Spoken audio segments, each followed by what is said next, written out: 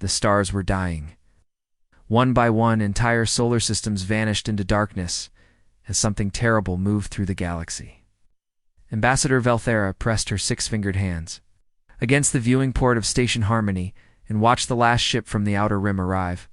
The vessel was damaged, its hull scarred by weapons that should not exist. "How many survived?" she asked, without turning around. 300 souls from a system of 12 billion, replied Commander Zekrel, his voice heavy with despair. Kepler colony lasted only 6 hours after first contact with the swarm. Velthera closed her large, dark eyes. The Kethver were a peaceful species. It's their homeworld, a gentle garden where conflicts were settled through discussion and compromise. War was something they had read about in ancient history texts, not something that visited their doorstep with burning ships and screaming voices. "The council meeting begins in 1 hour," she said. "What news from the other fronts?" "Bad. The Altarian defense fleet was completely destroyed 3 days ago. The Vegan Republic has pulled back all their ships to protect their core worlds. The Centauri Alliance is asking for refugee status." Zakrel paused. "We're losing this." "War, Ambassador, badly." The Void Swarm had appeared from the empty space between galaxies 6 months ago. No one knew where they came from or what they wanted. They simply arrived, consumed everything in their path, and moved on. Their ships were like living things, dark and twisted, absorbing energy weapons and growing stronger. Conventional military tactics failed against them. Peace negotiations were impossible because the swarm never responded to any attempts at communication. 23. Star systems had fallen. Billions of lives were lost. The greatest civilizations in the galaxy were retreating like frightened children. Velthera walked through the corridors of Station Harmony toward the council chamber. The station was overcrowded with refugees from destroyed worlds. Families huddled together in makeshift shelters. Children who had never known fear now jumped at every sound. The air recyclers struggled to keep up with the demand. The food replicators ran constantly. The council chamber was a massive dome, where representatives from 12 species gathered to make decisions for the galaxy. Today the mood was darker than space itself. Fleet Admiral Krentok, of the warrior species known as the Borok, stood at the central display, his reptilian features grim. "The situation is simple," he said, as holographic images showed the advancing swarm. "We have perhaps 2 weeks before they reach the core systems. Our combined fleets cannot stop them. Every weapon we have tried has failed." "What about the quantum disruptors?" asked Representative Yilforin from the High-Tech Nexus Collective. "Useless. The swarm ships absorb the energy and use it to multiply. We are literally feeding them with our attacks. Biological weapons? They adapt within hours. Our best plague killed exactly 0 swarm entities before they developed immunity. Gravitational weapons? They fly through black holes like they are empty space." The chamber fell silent. These were the most advanced civilizations in the galaxy. Species that had mastered faster than light travel, controlled entire star systems, and eliminated poverty, disease, and conflict from their societies. Yet they were helpless against this threat.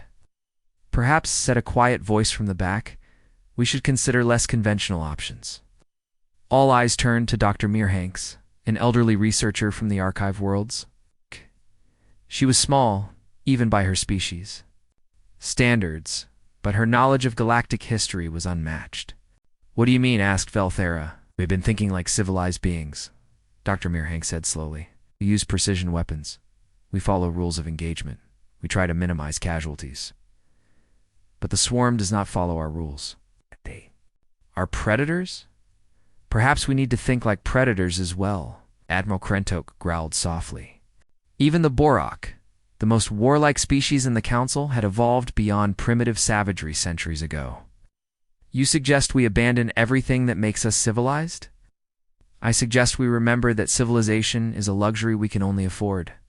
If we survive to enjoy it," Dr. Mearhanks activated a small display. "I have been researching the archives for any mention of species that might think differently than we do. Species that evolved under ... harsher conditions." The display showed a star map with several systems marked in red. These were what the archive classified as Deathworld's planets, so hostile that no known civilization could have evolved there and survived. "Surely you are not serious," said Representative Yulfarn. "Deathworlds are theoretical. No intelligence could develop on such planets. Are we certain of that?" Dr. Mearhanks asked. "We know of several worlds in the galactic rim that we have never properly explored because they are too dangerous. High gravity, violent weather, aggressive native life forms, toxic atmospheres. We assumed they were empty because we could not imagine living there ourselves." The chamber erupted in discussion. The idea was ridiculous. Intelligence required cooperation, and cooperation required safe environments where beings could develop art, science, and philosophy. A world that was constantly trying to kill its inhabitants could never produce a thinking species, but desperate times called for desperate measures. "Even if such beings existed," said Admiral Krentok, "how would we contact them?" "They help us." Velthara looked at the star map. One system in particular caught her attention. It was far from the main space lanes, a small yellow star with several rocky planets. The archive listing was brief. Sol System. Class 12 Deathworld detected in 3rd planetary orbit. Gravity 1.3 standard. Atmosphere contains toxic oxygen. Weather systems highly unstable. Native life forms exhibit extreme aggression. Do not approach. We broadcast a general distress signal, she said. On all frequencies, in all languages. We tell the galaxy that we are dying and we need help. That would reveal our location to the swarm, warned Admiral Krentok. The swarm already knows where we are. They are hunting us down one system at a time. But if there are other species out there, species we have never met, perhaps one of them knows something we do not. The vote was close, but desperation won. The decision was made to send out the most powerful distress signal in galactic history. It would reach every corner of the galaxy, alerting anyone who might be listening that the greatest civilizations known to exist were facing extinction and begging for help. Far away, on a small blue-green world orbiting an ordinary yellow star, Dr. Lisa Carter was working the night shift at the Deep Space Monitoring Station. She had been a xenolinguist for 15 years, studying theoretical alien languages and hoping that someday contact would be made. Most of her colleagues thought she was wasting her time. The galaxy seemed empty of intelligent life. At 2:47 a.m. local time, her equipment detected something impossible. A signal was coming from the direction of the galactic center, complex and clearly artificial. It was multi-layered, containing what appeared to be mathematical concepts, star charts, and something that might be language.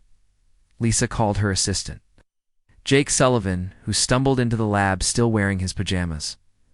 Together, they began the most important translation work in human history. The signal was a cry for help from beings they had never imagined existed. It was reaching out to anyone who might be able to save them from something terrible that was eating the galaxy alive. Neither Lisa nor Jake realized that their small, violent, dangerous world was exactly what the galaxy needed. Earth was about to answer the call, and nothing would ever be the same. The translation took 3 days and 17 hours. Dr. Lisa Carter had not slept. More than a few minutes at a time since the signal arrived, her eyes were red, and her hands shook from too much coffee, but the message was finally clear. Someone out there was dying, and they were asking for help. "Are you absolutely certain?" asked Director Helen Martinez, as she read the translated message for the 5th time.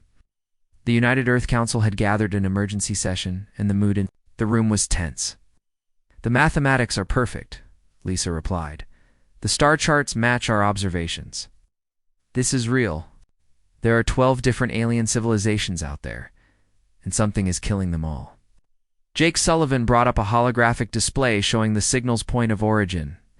"The transmission came from here, near the galactic center. If we are reading this correctly, they have lost over 20 star systems in the past 6 months." General Robert King, head of Earth's military forces, studied the data with practiced eyes. "What kind of enemy are they facing?" "They call it the Void Swarm. From what we can understand, it appears to be some sort of hive mind that consumes entire planets. Their conventional weapons do not work against it. The room fell silent.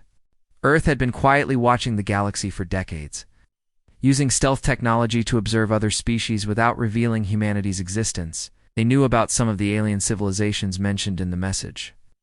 The knowledge that such advanced beings were facing extinction was terrifying. "Sir," said Admiral Patricia Kane, commander of Earth's hidden deep space fleet, "our long-range sensors have detected unusual movement in several systems along the outer rim. If this swarm continues on its current path, it will eventually reach." Earth Director Martinez nodded slowly. The decision was not easy, but it was necessary. Prepare the Shadow Runner for a reconnaissance mission. Captain Morgan will make contact with these aliens and assess the situation. Captain Alex Morgan received his orders with typical military calm, but inside he felt the weight of history. He would be the first human to make official contact with alien life. His ship, the UES Shadow Runner, was one of Earth's most advanced vessels. Built for stealth and observation, could move through space without being detected by most known technologies. His crew was small, but experienced. Nina Williams, his tactical officer, had served in 3 different wars before joining the space fleet. Carlos Mendez, the chief engineer, could fix anything that broke and improve anything that worked. Dr. Sam Patterson, the medical officer, had studied every scrap of information humanity had gathered about alien biology. "Remember," Captain Morgan told his crew as they prepared for departure, "we are not going there to fight. We observe, we gather information, and if possible, we make peaceful contact." The journey took 6 days at maximum speed. When they arrived at the coordinates from the distress signal, they found a battle zone that stretched across half a solar system. Dozens of alien ships, sleek and elegant, were retreating from something that looked like it had crawled out of a nightmare. The swarm vessels were not built, they were grown. Dark organic shapes twisted through space like giant insects, their hulls pulsing with veins of sickly light. They moved with purpose, cutting off escape routes and herding the alien ships into smaller groups. "My God," whispered Nina Williams as she watched the tactical display. "There are thousands of them." Alien ships fired constantly, beams of pure energy that should have vaporized anything they touched. But the swarm vessels absorbed the attacks, their hulls glowing brighter as they fed on the energy. Some of the smaller swarm ships even seemed to be multiplying, splitting into 2 or 3 new vessels after absorbing enough firepower. "Captain," said Carlos Mendez from his engineering station, "I am reading civilian vessels in that group. Looks like an evacuation fleet." Morgan watched as a large swarm ship closed in on what appeared to be a passenger liner. The alien vessel was defenseless, packed with refugees trying to escape the war zone. 3 smaller swarm creatures attached themselves to its hull and began cutting through the metal like it was paper. "Sir," Nina said quietly, "we could help them." Morgan knew his orders. Observe only, do not reveal Earth's existence. But as he watched alien civilians being slaughtered, orders seemed less important than doing what was right. "Battle stations," he said. Target those 3 swarm ships attacking the passenger vessel. Load kinetic rounds." Did the Shadow Runner decloak directly behind the attacking swarm ships? Unlike the energy weapons used by the alien fleets, human weapons were simple and brutal. Solid metal slugs accelerated to tremendous speed by magnetic fields. Primitive by galactic standards, but effective. The first kinetic round punched through a swarm ship like it was made of paper. The creature convulsed and died instantly, its organic systems unable to adapt to the sudden physical trauma. The second and third shots were equally devastating. Direct hits, Nina reported, her voice filled with amazement. All 3 targets destroyed. But their intervention had been noticed. Every ship in the battle zone, both alien and swarm, turned their attention to the mysterious newcomer. The human vessel was unlike anything they had ever seen. Angular and aggressive, it looked more like a weapon than a spaceship. Captain Morgan opened communication channels on all frequencies. "This is Captain Alex Morgan of the United Earthship Shadow Runner. Any vessel in distress, please respond." The reply came in heavily accented but understandable English. Captain Morgan, this is Ambassador Valthera of the Kethfer delegation. We received your transmission and are prepared to coordinate our retreat with your vessel. We must warn you that these creatures are extremely dangerous. Understood, Ambassador. We are here to help. What followed was the strangest battle in galactic history.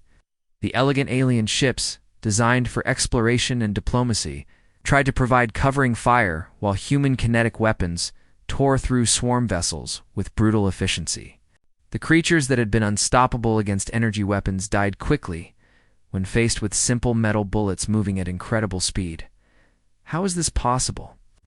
Ambassador Valthara asked over the communication channel as she watched the human ship destroy another swarm fighter. Our most advanced weapons cannot harm them. Different approach, Morgan replied as he ordered another salvo. Sometimes the old ways work better than the new ones. The evacuation took 2 hours. The Shadow Runner provided escort as the surviving alien ships retreated to a safe distance. When they were finally clear of the battle zone, Captain Morgan found himself face to face with representatives of 12 different alien species via holographic communication. They were beautiful in their diversity. Some looked almost human, while others were completely alien. But they all shared one thing in common. They were clearly people of peace, beings who had evolved beyond the need for violence and aggression. Captain Morgan, said Ambassador Valthera, we owe you the lives of 10,000 civilians. But we must ask, what species are you? We have never encountered your people before. We are human, Morgan replied simply. We come from a planet called Earth. There was a long pause as the aliens consulted their databases. Dr. Mearhanks, the elderly researcher, spoke first. Earth, she said slowly. Sol system, 3rd planet. Our records classified as a Class 12 death world. Captain, surely you cannot be from such a place. Nothing could evolve intelligence on a world so hostile to life. Captain Morgan looked at his crew. Nina Williams, who had grown up in the ruins of old Detroit and learned to fight before she learned to read. Carlos Mendez, raised on a mining colony where equipment failure meant death. Dr. Sam Patterson, who had treated plague victims in the Amazon and survivors of the Australian fires. Ambassador, he said, I think we need to talk. The meeting took place aboard the Kethfer flagship, a beautiful ship that looked more like a floating garden than a military vessel. Captain Morgan and his crew walked through corridors lined with living plants and gentle flowing water. Air smelled like flowers and carried the sound of soft music. This is incredible, Dr. Sam Patterson whispered as they passed a recreational area where alien children played. Games that involve floating lights and harmonic sounds. It is like walking through paradise. Commander Kate Andrews, who had joined them from the Shadow Runners Marine Detachment, looked around with different eyes. She had served in combat zones across Earth and could spot defensive positions, escape routes, and potential weapons even when disguised as art. What she saw here worried her. There are no security checkpoints, she murmured to Captain Morgan. No armed guards, no blast doors. How do they defend this ship if someone attacks? Maybe they never had to think about it, Morgan replied. They were escorted to a large chamber where Ambassador Valthera waited with several other alien representatives. The beings were diverse in appearance, but similar in manner, calm, peaceful. Curious rather than afraid, Dr. Patterson noted that none of them showed the stress responses he would expect from people who had just survived a battle. Welcome aboard the Peaceful Dawn, said Ambassador Valthera, gesturing for the humans to sit in chairs that adjusted automatically to their bodies. We are honored to meet the first representatives of Earth. Captain Morgan nodded politely. We are glad we could help. But I have to ask, how long have you been fighting this war? 6 months and 12 days, replied Fleet Commander Zek Roll. Though we prefer to call it a defensive action rather than a war. The concept of war is difficult for us to understand. Commander Andrews leaned forward. What do you mean? Our species evolved beyond the need for conflict many centuries ago. We resolve disputes through discussion and compromise. Violence is something we study in historical texts, not something we practice. Valthera paused. Until the swarm arrived, we had not fired weapons in anger for over 300 years. The humans exchanged glances. Dr. Patterson cleared his throat. Ambassador, may I ask about your homeworld? What is it like? Kethfer is beautiful beyond description. The gravity is gentle, the climate is mild, and all life forms exist in harmony. Our ancestors learned long ago that cooperation produces better results than competition. Velthera smiled. What about your world, Earth? Morgan thought about. How to explain? Earth is ... different. The gravity is stronger than what you are used to. The weather can be violent, and the life forms are not always cooperative. Fascinating, said Dr. Mearhanks, who had joined the meeting via holographic link. But surely you exaggerate. Our databases indicate that your world has conditions that would be lethal to most known life forms. The atmospheric composition alone should prevent complex life from developing. 21% oxygen, said Dr. Patterson. We know it is toxic to most species, but it is what we breathe. Impossible, said Commander Zekral. Oxygen in such concentrations is highly corrosive. It would burn through organic tissue. Does, Patterson admitted. That is why our cells have to constantly repair themselves. It is also why we age and die. But it also gives us a lot of energy for physical activity. To demonstrate, Commander Andrews stood up and casually lifted one of the alien chairs over her head with one hand. The chair was made of some kind of metal alloy that should have required mechanical assistance to move. The aliens stared in shock.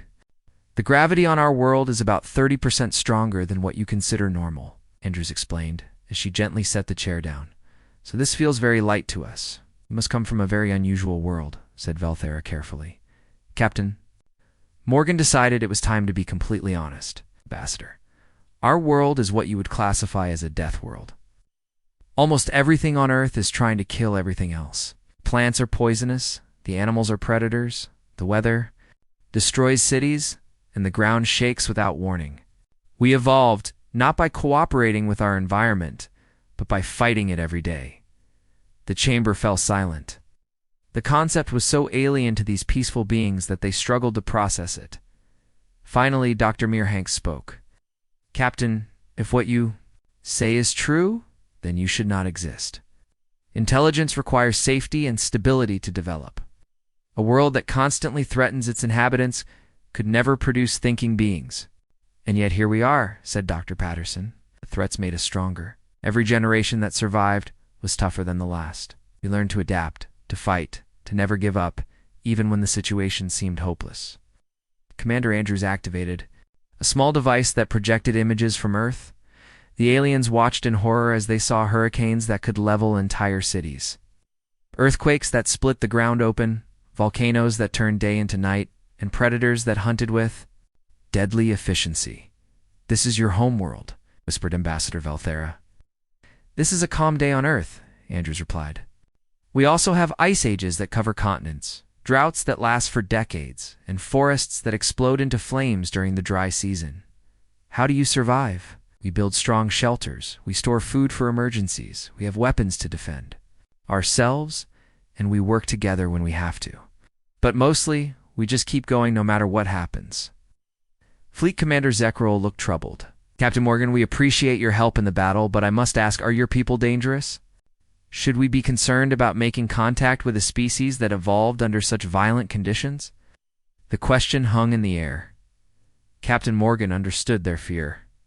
From their perspective, humans probably seemed like barely controlled savages from a nightmare world, but there was something they needed to understand. Commander Morgan said quietly 6 months ago, the most dangerous thing in your galaxy was the Void Swarm. Today, your people are alive because we were willing to fight when you could not. The same forces that made our world terrible also made us capable of standing against terrible things. Dr. Mearhanks had been running calculations on her personal computer. Now she looked up with wide eyes. I have been analyzing the battle data from your encounter with the swarm, Captain. Your weapons destroyed the creatures in ways our most advanced technology could not. How is this possible? Simple physics, said Dr. Patterson. Swarm ships are designed to absorb and redirect energy, but a solid object moving at high speed transfers kinetic energy through impact. They cannot absorb or redirect momentum. But such weapons are so primitive, said Commander Zekral. Sometimes primitive works better than advanced, Commander, Andrews said. On Earth, we learned a long time ago that the simplest solution is often the best solution. Ambassador Velthera stood and walked to the viewing port, looking out at the stars.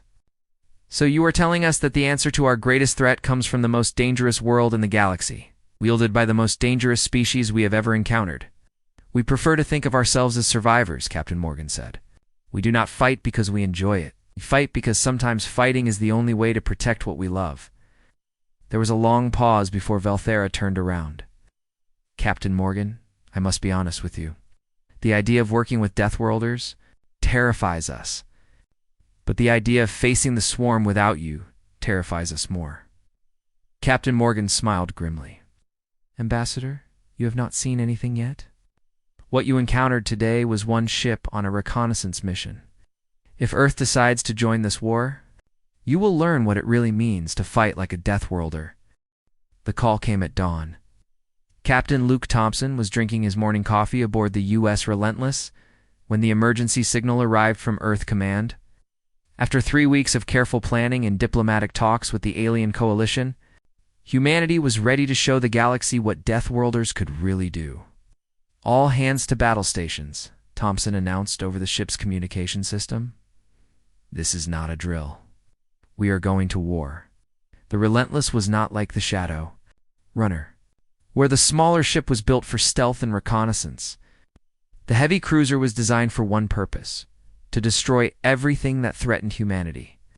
Its hull was thick armor plating that could withstand nuclear explosions. Its weapons were kinetic cannons that could punch holes through asteroids. Its crew was made up of veterans from Earth's bloodiest conflicts. Lieutenant Colonel Grace Miller stood in the Marine deck, addressing her soldiers before the first major offensive against the swarm. These were not ordinary troops. They wore powered armor designed to function in the vacuum of space, underwater, in acid rain, and on worlds with gravity that would crush most alien species. Each Marine carried enough firepower to level a city block. Listen up, Miller said to her assembled troops. The aliens think we are crazy for volunteering to board enemy ships. They say the swarm vessels are death traps filled with hostile organisms. They are probably right. But we have been training our whole lives for situations that would kill other people.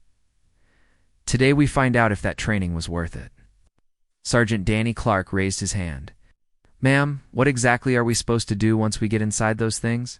Plant charges, gather intelligence, and kill anything that tries to stop us, Miller replied. The aliens want to study the swarm to understand them better. We're going to give them specimens to study. The offensive began at 0600 hours. Ship time. 50 human vessels dropped out of faster than light. Travel at the edge of a system where the swarm had established a major breeding facility. The aliens had provided detailed scans showing a complex of organic structures built around a gas giant. Growing new swarm ships at an alarming rate, Captain. Thompson studied the tactical display as the enemy positions became clear. Hundreds of swarm vessels moved in defensive patterns around their breeding complex. It was the largest concentration of enemy forces encountered so far in the war. Communications, open a channel to the fleet, he ordered. Channel open, sir. This is Admiral Hayes aboard the flagship. Today we show these creatures what happens when they threaten Earth and her allies. Rules of engagement are simple. If it belongs to the swarm, destroy it. If it looks like it might belong to the swarm, destroy it anyway. We can sort out the details later. The first phase of the attack was unlike anything the galaxy had ever seen, where alien tactics focused on precision strikes and minimal collateral damage. The human approach was overwhelming. Firepower applied without restraint. Kinetic rounds filled space like deadly rain. Nuclear missiles turned swarm ships into expanding clouds of superheated gas. Chemical weapons that had been banned on Earth for centuries proved devastatingly effective against organic hulls. Chief Petty. Officer Danny Clark watched the battle from the launch bay of his assault transport. He had volunteered for the most dangerous mission of the day. A one-way trip to plant nuclear charges inside the swarm breeding facility. The plan was simple. Get in, plant the bombs, and try to get out before they exploded. Ow. Nobody expected The last part to work. You know this is suicide, right? Asked Corporal Lisa Hayes, who was checking her equipment one final time. Probably, Clark admitted. But somebody has to do it, and we are the ones stupid enough to volunteer. The assault team consisted of 12 Marines in heavy armor, each carrying enough explosives to destroy a city block. Their transport ship was a converted mining vessel, built to survive in the worst conditions space could offer.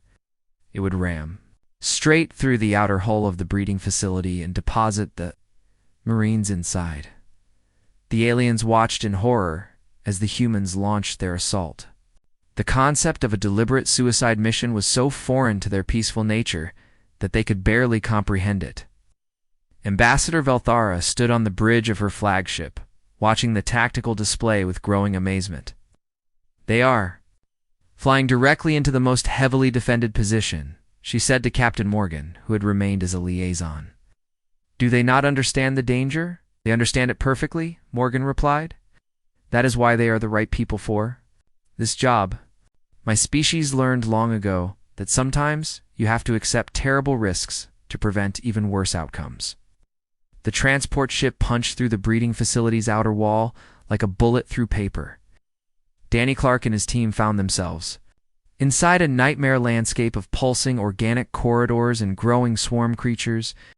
The air was toxic, the gravity was wrong, and everything around them was trying to kill them. Move fast, stay together, and remember the mission, Clark ordered, as they advanced through the alien structure. Ow. Their armor protected them from the hostile environment, but they could see smaller swarm organisms beginning to swarm toward their position. The first firefight lasted 3 minutes. Human weapons designed for Deathworld conditions proved more than adequate for dealing with spaceborne predators. Explosive rounds tore through organic armor like tissue paper. Flame units turned swarm defenders into burning masses of organic matter. Charges placed in Section Alpha, reported Corporal Hayes over the communication system. Section Beta secured, called out Sergeant Mike Wilson from another team, but the swarm was adapting. The creatures that arrived to fight the second wave of Marines were different from the first. Larger, more heavily armored, with natural weapons specifically designed to penetrate human armor. The enemy was learning, Dr. Tony Rivera, working aboard. One of the support ships watched the biological data streaming back from the boarding parties. He was a weapons designer who had spent years developing new ways to kill things efficiently. What he saw in the data excited and terrified him in equal measure. They are evolving in real time, he reported to Admiral Hayes. Swarm is analyzing our tactics and developing countermeasures within hours instead of generations. Can they adapt fast enough to stop us? Hayes asked. Maybe, but they are making the same mistake everyone makes when fighting humans. They assume we only have one way of doing things. Rivera was right. As the swarm adapted to kinetic weapons, the humans switched to chemical attacks. When the creatures developed resistance to traditional explosives, the Marines started using improvised devices made from mining equipment and industrial chemicals. When biological countermeasures failed, Danny Clark simply used a crowbar to beat his way through a wall that was supposed to be impenetrable. The turning point came when Clark reached the central chamber of the breeding facility. The room was filled with massive organic pods, each one growing a new swarm ship. At the center was something that might have been a brain, a pulsing mass of tissue connected to every part of the complex. Found the control center, he reported. Planting the big one now, the nuclear device was small enough to carry, but powerful enough to destroy everything within a 10-kilometer radius. Clark set the timer for 5 minutes and started running toward the extraction point. He almost made it.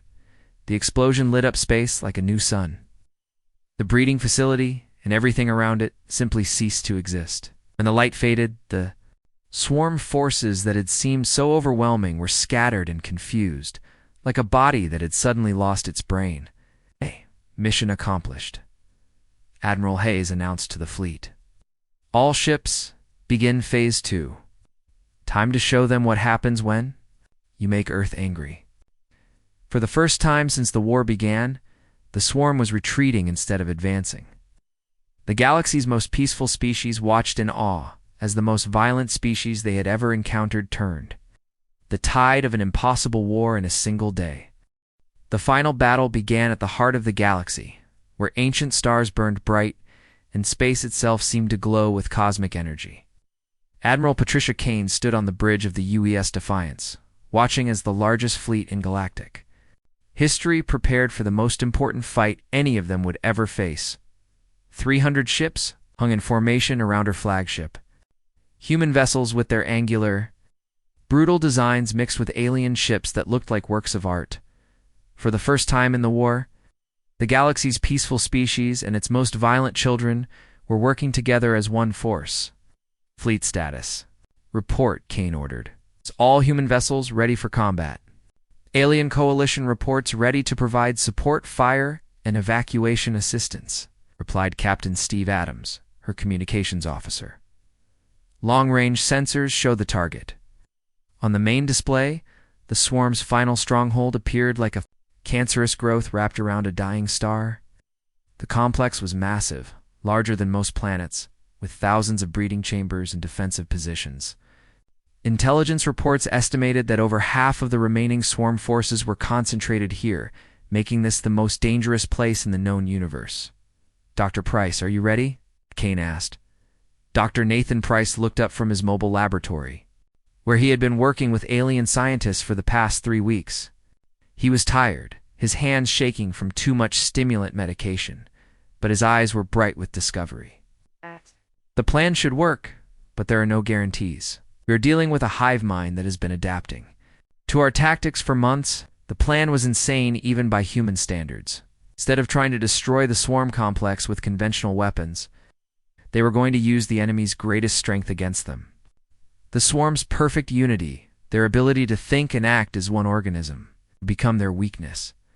Major Ryan Cooper led the assault force that would make the plan possible.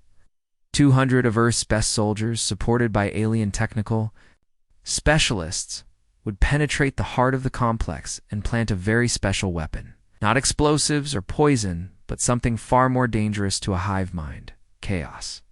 Remember, Cooper told his troops as they prepared for deployment, we are not just fighting for Earth anymore. Every species in this galaxy is counting on us. The swarm thinks they understand how we fight because they have been watching us for months. Today we show them that humans always have one more trick. The battle began with a massive frontal assault, designed to draw the swarm's attention.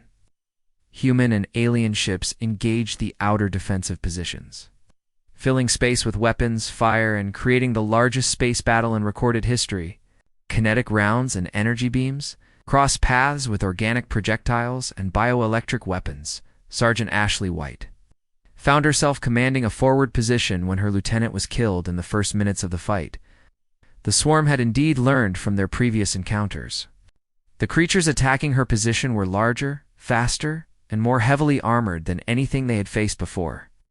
They are adapting to our standard tactics, she reported over the communication system as her squad fell back to a secondary position. Kinetic rounds are less effective. They have developed some kind of natural armor. Copy that, Sergeant, came the reply from command. Switch to improvised weapons. Show them what human creativity looks like. White smiled grimly and signaled her troops. They had been preparing for this moment. When standard weapons failed, humans did what they had always done. They adapted faster than their enemies. Improvised explosives made from medical supplies. Weapons cobbled together from spare parts. Tactics that violated every rule of civilized warfare. The swarm creatures discovered that humans could turn anything into a weapon. Mining equipment became artillery. Medical oxygen became fuel for flamethrowers. Even broken ship parts became projectiles when launched from improvised catapults. But the real battle was happening deep inside the complex, where Major Cooper and his team fought their way toward the central consciousness. The corridors were a nightmare of organic walls that tried to grab them, floors that attempted to digest their boots, and ceiling-mounted creatures that dropped poison on anything that moved below. Movement ahead, called out Corporal Ben Martinez. As they reached a junction in the tunnel system, it looks like they are expecting us. The swarm had created new defenders, specifically designed to stop human soldiers. These creatures were larger than the previous versions, with natural weapons that could penetrate human armor and reflexes that matched human speed. For the first time in the war, the enemy was fighting on equal terms. The firefight lasted 20 minutes and cost Cooper half his assault team. But they pushed forward because that was what humans did. When the situation became impossible, he made it merely difficult through sheer stubborn refusal to give up. Dr. Price, monitoring the mission from his mobile laboratory, watched as biological data flowed back from the combat zone. The swarm was adapting in real time, just as he had predicted. But there was something they could not adapt to, something that no hive mind could understand or counter. "Cooper, you are almost at the target location," Price reported. "Remember, you have to get the device as close to the central brain as possible. Once it activates, you will have maybe 10 minutes to get out before the effect spreads. Understood?" "Doc, what exactly is this thing going to do?" "It is going to teach the swarm something they have never experienced before: individuality." The device was small, no larger than a briefcase, but it contained technology that combined human creativity with alien science. Instead of trying to destroy the hive mind, it would fragment it. Each swarm creature would suddenly find itself thinking independently, making its own decisions. Disagreeing with its neighbors, Cooper reached the central chamber to find himself facing the heart of the swarm, a massive organic brain the size of a building, pulsing with veins of energy that connected it to every part of the complex. Smaller creatures swarmed around it like antibodies protecting a vital organ. "This is it," he said, arming the device and preparing to throw it. "See you on the other side." The device attached itself to the central brain and began its work immediately. Across the complex, swarm creatures suddenly stopped in the middle of their attacks. For the first time in their existence, they were thinking for themselves instead of following the collective will. The effect was catastrophic for the hive mind. Creatures that had always worked together with perfect coordination suddenly found themselves confused and afraid. Some tried to continue fighting, others attempted to flee, and still others simply shut down completely. The perfect unity that had made them unstoppable became chaos. "All units, the swarm is breaking apart," Admiral Kane announced to the fleet. "Press the attack. Do not let any of them escape to regroup." The battle turned into a rout. Swarm ships collided with each other. As their crews received conflicting orders from their fragmenting hive mind, defensive positions went silent as their operators forgot what they were supposed to be defending against. The complex that had seemed impregnable just hours before began tearing itself apart from the inside. Major Cooper and the survivors of his assault team made it to the extraction point just as the central brain finally died. Without the controlling intelligence, the entire swarm network collapsed like a house of cards. Across the galaxy, swarm forces simply stopped functioning and drifted dead in space. The war was over. Ambassador Valthera stood beside Admiral Kane on the bridge of the Defiance, watching as the last swarm stronghold crumbled into debris around. The dying star. The galaxy was safe, but the cost had been enormous. Thousands of ships destroyed, millions of lives lost, entire civilizations forced to learn how to fight for survival. "Admiral," she said quietly, "what happens now? The galaxy will never be the same after this." Kane nodded, looking out at the mixed fleet of human and alien vessels. "Change is not always a bad thing, Ambassador. Your people spent centuries building a perfect, peaceful civilization. But perfection can make you weak when you face something that wants to destroy you. And what about your people? Will you help?" "Us rebuild. We will help," Kane promised. "But we will also teach you what we learned on our death world, that sometimes the only way to preserve peace is to remember how to wage war. The universe is a dangerous place, and now you know that safety requires strength." As the combined fleet began the long journey home, carrying refugees and survivors back to their worlds, the galaxy entered a new age. The peaceful species would rebuild their civilizations, but they would no longer be defenseless. And somewhere in the dark spaces between stars, humanity continued to watch and wait.